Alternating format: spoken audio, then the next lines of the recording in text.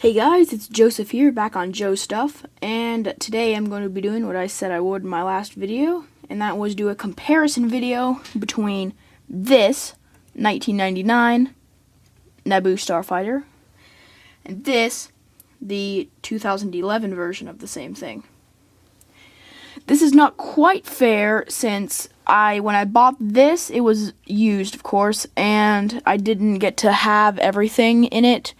Some parts were missing, including a little side build and 2 droids. But we're just going to remember that they were supposed to be there and try to get along without them. So, since there isn't really enough room for both on here at the same time, I'm just going to start with one. And I'm just going to go ahead and start with this one here, since it's all set up already. Let's see if I can spread this stuff out a little better. Oops. Okay. This stand is not very good, which I'll be telling you in a minute. We're actually going to look at this smaller stuff in a minute. It's going to be sort of like a mini review almost, but we're going to be talking about things about it. One thing you may have noticed about this already is that the stand is wobbly. I don't like the stand that they gave with this. The stand for this one is better, because all it is bricks on the bottom of the thing. But we'll go ahead and get rid of that stand for now. It is a nice stand, but it doesn't really work. So here's the ship right here. This vehicle right here is all stickers. There's no prints. Any decorations you see are all stickers. Versus this one, which has all prints. But we'll get to that in a minute.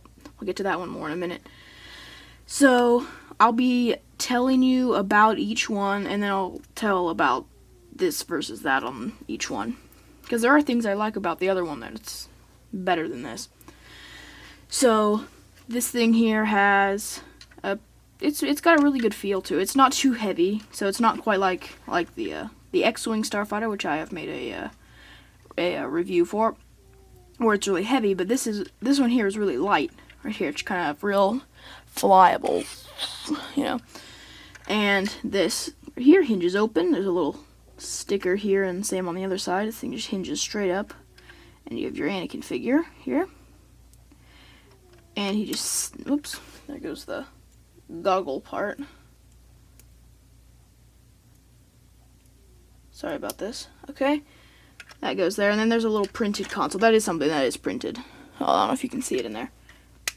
There also comes with R2-D2. The R2-D2 does have to sit sideways in there, with the head turned, like that. I won't be going through the figures too much in this, although with the other set, I'm sorry, but in my last video, I forgot to look at the figures up close, so we'll be doing the figures up close in this video instead. But, for this set anyway, you got stickers on the front here, showing where like torpedo tubes and stuff, and there's little flick fire missiles underneath here. You just push on these little Technic things to fire. So I'll just move the ship out of the way. It also comes with this Droideka, destroyer droid. It's huge though. It's absolutely gigantic compared to what it's supposed to be. It's like twice as tall as a battle droid, whereas battle droids are actually supposed to be a bit taller than these things. It is hard to make them in bricks though, and you can kind of lower their legs down a little bit, kind of put them down just a little further there, make them look a little bit better. And you can also roll these guys up into a ball, right? They're supposed to be to roll into battle like that. So that's pretty cool. Comes with 2 of these guys, the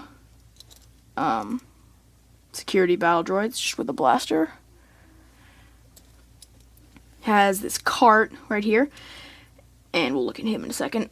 It has this cart, and they have here, this has just a little flick fire missiles on them. It actually has 2 full reloads, and you could even use this as sort of a little thing to shoot out of, although it doesn't work very well, as you could just see there.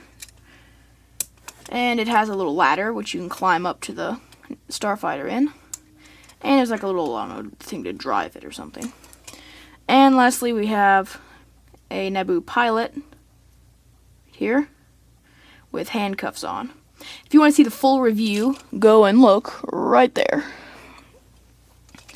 So now we're going to go ahead and move on to looking at this. I just did a review on this, and if you want to see it, it's up there.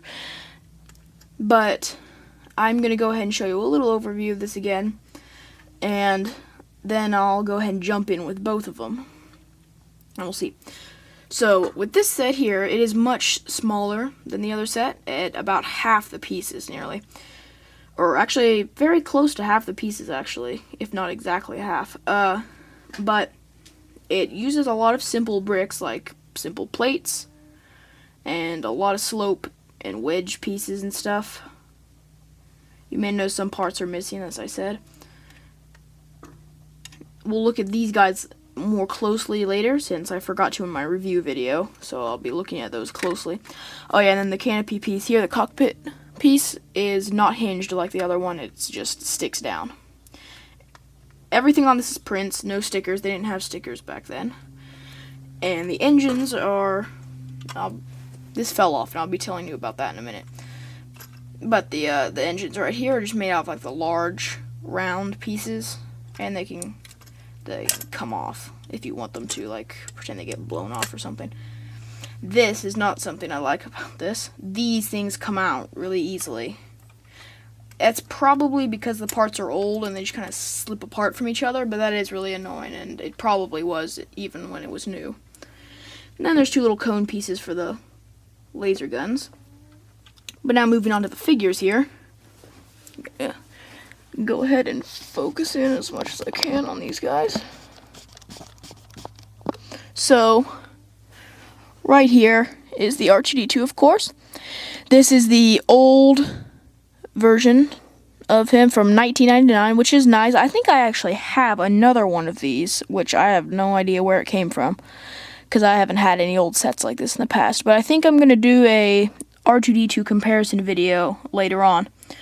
But there's no back printing on it except for the head, and the head printing is really kind of bad. It's kind of uneven. Yeah, just normal R2-D2 there. And as for the Anakin, he doesn't come with any extra hair piece. The other one does, but this one doesn't. It just has, of course, has the yellow skin. They didn't do the tan skin for their Star Wars characters back then. But the helmet and the goggles, I think, is actually the same mold as the new one. So they still use that. There's face right there, and there's no other face, no printing on the back. But the print that there is, the print on the front, is pretty good. Not bad.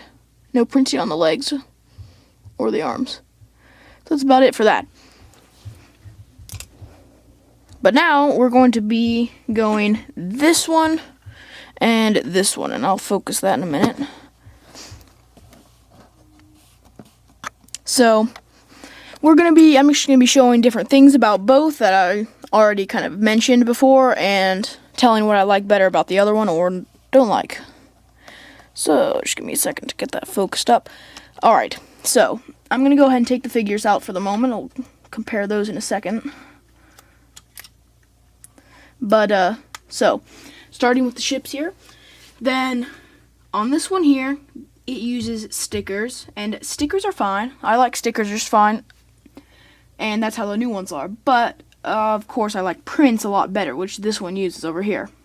It doesn't have as many prints as this one has stickers, but it still does use the all prints. So this one has all stickers for any decorations you see on it, and there are a lot. There's 1, 2, 3, 4, 5, 6, 7, 8, 9. There's like 12 stickers on this thing, and that one has looks like 4 prints. And this one used to have the little cart side build, and it had 2 more custom prints inside of that too.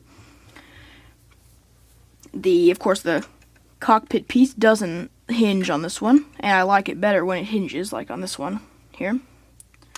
And of course, this one has more detail. It's a newer one. They knew more about how to make detail in things, and I do like the detail better in this. One thing I don't like about this here is these stickers. because of the curve shape, they have a tendency to, over time, peel themselves up straight again. So I would actually kind of recommend putting super glue if you want to stick those stickers on, or just take them off. Of course, you'll never run into that problem with these. And yeah, the same decoration. You can see that little shrimpy thing. You got that same thing right there. Except, of course, it's a print. Some things are similar, such as if I take off the... Second. If I take off the back of it, and take off the back of this one, you can see they're actually similarly built. Similar parts. This is the old one, this is the new one. This has these ones on it, but they both have these long pieces at the ends. Oops, and that just came apart. So that's actually pretty similar the way it's built. I guess they decided that that was a good way to do it, and it kept doing it.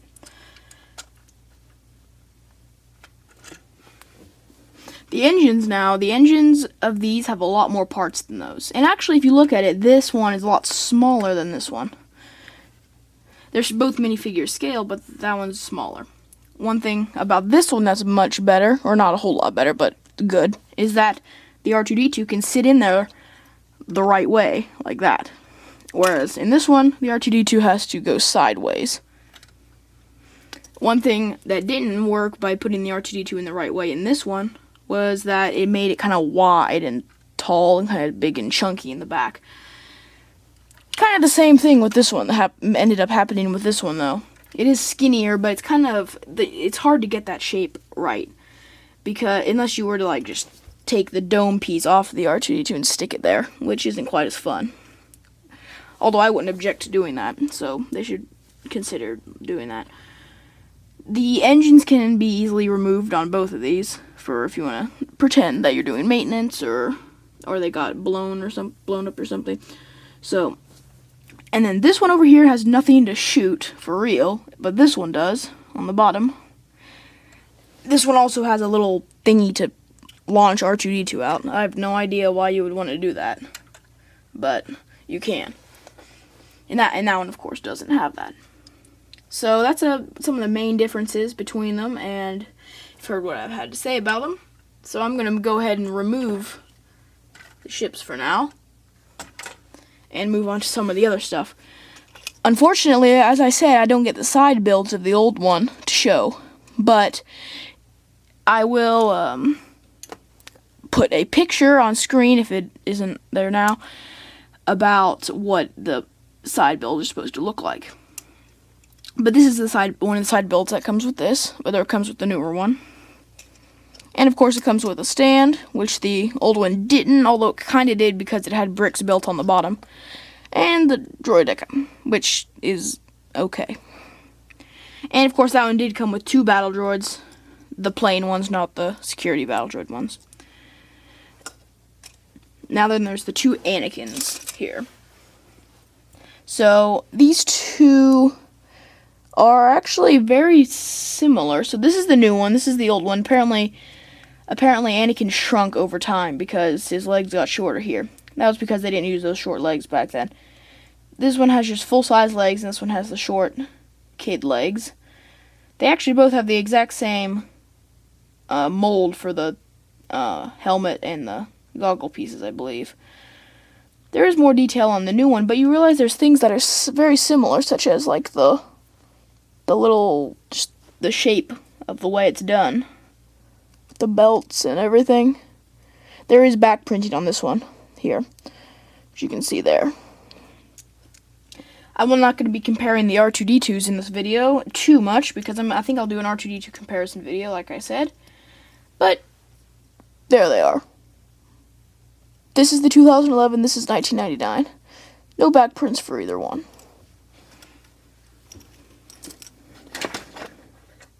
So, that's about it to see for my comparison video.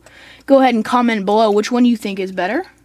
And just let me know and give it a thumbs up if you liked it. And go ahead and subscribe, because that will help get more videos made. See you guys later.